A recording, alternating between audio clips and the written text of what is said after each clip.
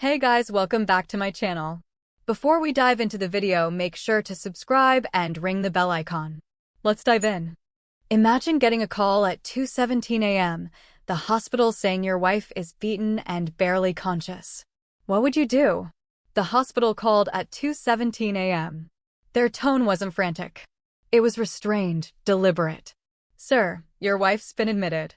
She's conscious, but badly hurt. By the time I arrived, the hallways smelled of disinfectant and dried blood. She was sitting on the bed, bruises dark across her cheek, one eye swollen shut.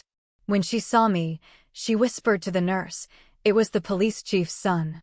But here's the twist that will shock you. Was she really the victim? I didn't speak. I just watched her hand tremble as she clutched the blanket.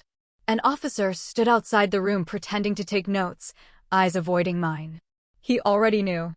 Later that night, my phone buzzed with a message from an unknown number. My dad controls every cop in this county. File a report, see what happens. He was right. I couldn't touch him. Not here. Not legally. So I made a call. One name, one number. Detroit, I said. A pause, then a voice deep and steady answered. On my way. Don't do anything yet. They called it assault. I called it something else. The investigation died before it began. Evidence misplaced, witnesses unavailable.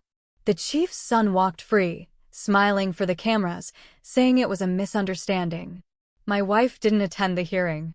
She sat home in silence, replaying it all in her head. But something in her eyes shifted after that night, something cold, quiet, almost guilty. At first, I thought it was trauma. Then I noticed the small inconsistencies. The way she avoided certain questions, how her phone never left her side. How she flinched when I mentioned his name. When I asked why she hadn't fought back, she said softly, I knew he'd do it eventually. Those words stayed in my head long after she left the room. Eventually. It didn't sound like surprise. It sounded like expectation. That's when I began to wonder if the beating wasn't the beginning. Maybe it was the ending of something I was never supposed to find out. I started to dig. Not openly, just small steps, quiet steps. I requested the hospital's intake forms. She'd written his name under known attacker, but crossed it out later, replaced with unknown male. She told the nurse one thing, then changed it. Her clothes were missing from evidence. Security footage from the parking lot corrupted. I met with a clerk I trusted at the courthouse. He showed me a sealed document, a civil restraining order filed 2 years ago. The plaintiff, the police chief's son, the respondent, my wife. Filed, then withdrawn. The next day, I went home, made dinner, smiled like nothing was wrong. While she showered, I checked her phone. The same number that had texted me was in her messages. Months of conversation. They weren't enemies. They were something else, something worse. The messages told a story. Flirting, late-night arguments, jealousy. Then one line that froze me. If your husband finds out, it's over for both of us. That's when I realized the truth. The attack wasn't random. It was personal, intimate, a relationship gone wrong.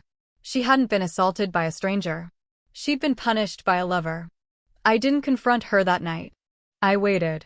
When my contact from Detroit arrived, I picked him up from the station. His name was Carter, her uncle. A man with the kind of past that never really dies. It just sleeps. He listened quietly as I told him everything. He didn't interrupt, just nodded once and said, You sure? I handed him her phone, the texts, the photos, the report. He read them all slow and silent, then closed the folder. She lied to both of you, he said finally. When we got back to the house, she was in the kitchen pretending to cook. Her hands shook when she saw him. Uncle, she said softly. He didn't respond, just looked at her, then at me. I placed the phone on the counter and pressed play on the recording, her voice laughing with the same man who'd beaten her. Carter's jaw tightened, her face drained of color. Why? I asked quietly. She looked at me, eyes wet. He said he'd leave his wife for me. I didn't think he'd hurt her. He didn't leave her. He left you beaten in a hospital bed. Carter spoke first. Let me handle it. But I shook my head. No, this one's mine. I called the chief's office the next morning, asked to meet privately, Told him I wanted no trouble, told him I just wanted closure. He agreed. We met at an abandoned marina outside town. His son came with him, cocky, smirking, untouchable. I handed the chief a folder. His son's messages, bank transfers, photos, videos, enough to destroy his career and his family in a single day. "I'll make this easy," I said. "You'll resign. He'll disappear tonight." The chief tried to bluff. "You're bluffing." I pressed play on a recording. His son's voice bragging, laughing, confessing. The chief's face went pale. By sunrise, they were both gone. No headlines, no arrests, just silence. Carter left town the same night. Didn't say goodbye. My wife packed her bags a week later. Said she couldn't live with the shame. I didn't stop her. The house was quiet again, clean. People in town whispered that justice had finally come from somewhere above the law. I let them believe whatever version made sense. The truth was simpler. Justice doesn't come from above. It comes from within slowly, quietly until the balance tilts. Sometimes you don't need to raise your voice. You just need to make the right call. She lost her lover. He lost his freedom. And me, I lost the illusion of innocence. But I kept the one thing they couldn't touch. Control. And in this town, that's worth more than forgiveness.